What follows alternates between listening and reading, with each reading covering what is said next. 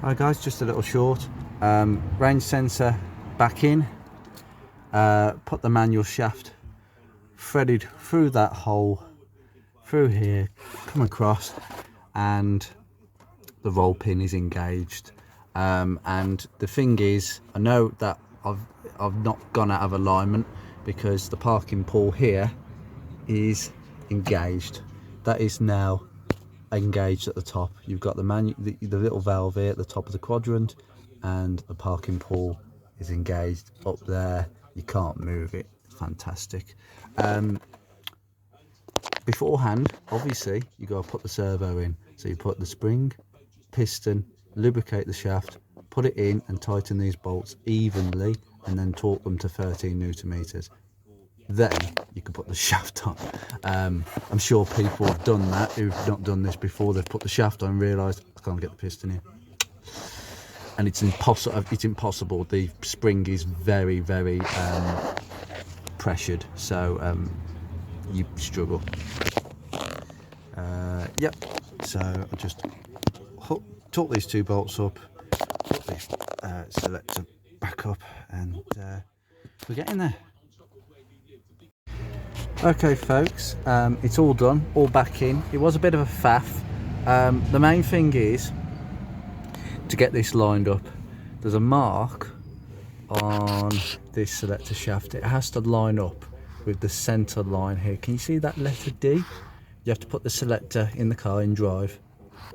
Have this bolt on just so this arm doesn't fall off, and turn the gearbox to drive. Get those lines marked up. It should line up, and then you know you're in. I know it's all marked up because the reverse lights come on, which this sensor operates, and it doesn't start in drive or reverse, which is good, which means this sensor is doing its job. It's all aligned properly. You know, getting the pin in is easy enough.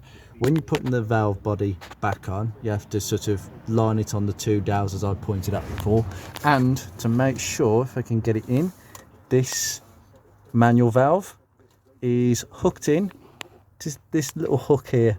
Okay, because what happens if I just mess around with it? Come on, focus. Can you see the movement?